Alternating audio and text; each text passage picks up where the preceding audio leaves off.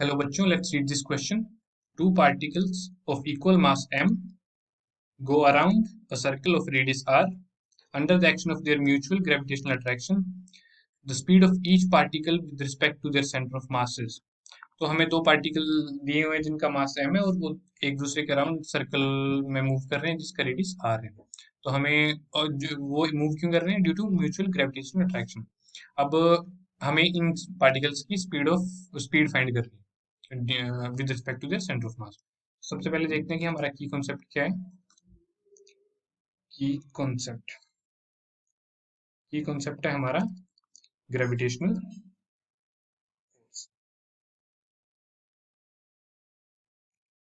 Gravitational force.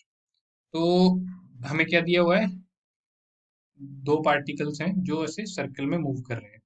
Let's say कि एक particle है, उन दोनों का मास m है और उस सर्कल का रेडियस दिया गया हमें r. तो अभी मान लो कि इन दोनों पार्टिकल्स की पोजीशन ये है रिस्पेक्टिवली. तो यहाँ पे इन दोनों के बीच का डिस्टेंस कितना हो गया? ये भी r है, ये भी r है, बिकॉज ये रेडियस ऑफ द सर्कल है. तो इन दोनों के बीच का डिस्टेंस हो गया 2r. तो हमें with respect to their centre of mass, इनका सेंटर ऑफ मास क्या होगा? Circle of the centre of the circle. तो इसके विद रिस्पेक्ट टू हमें फाइंड करनी है वेलोसिटी ऑफ ईच पार्टिकल. तो ग्रेविटेशनल फोर्स का फॉर्मूला क्या होता है? F is equal to G M M, क्योंकि दोनों बॉडीज का मास एम है, अपॉन आर स्क्वायर. अब आर कितना है यहाँ पे डिस्टेंस? दोनों बॉडीज के बीच में डिस्टेंस हम देख सकते हैं, टू आर का स्क्वायर. ये बन गया हमारा जी एम स्क्वायर अपॉन 4r.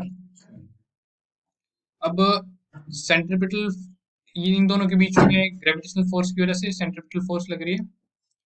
तभी ये सर्कल में मूव कर रहे हैं. तो सेंट्रीपिटल फोर्स का फॉर्मूला क्या होता है? Centripetal force is M V square upon R. तो ये सेंट्रीपिटल फोर्स इक्वल होगी ग्रेविटेशनल फोर्स के. तो इसको हम लिख सकते हैं M V square upon R. अगर इक्वल नहीं होगी तो वो सर्कल में मूव नहीं करेंगे दोनों पार्टिकल्स. तो इसको हम लिख सकते हैं G M square upon 4r square. ये m इससे कैंसिल हो गया, आर स्क्वायर से हमारे पास बच गया V square is equal to G M upon 4r. तो v की वैल्यू आ गई under the root G M upon 4r.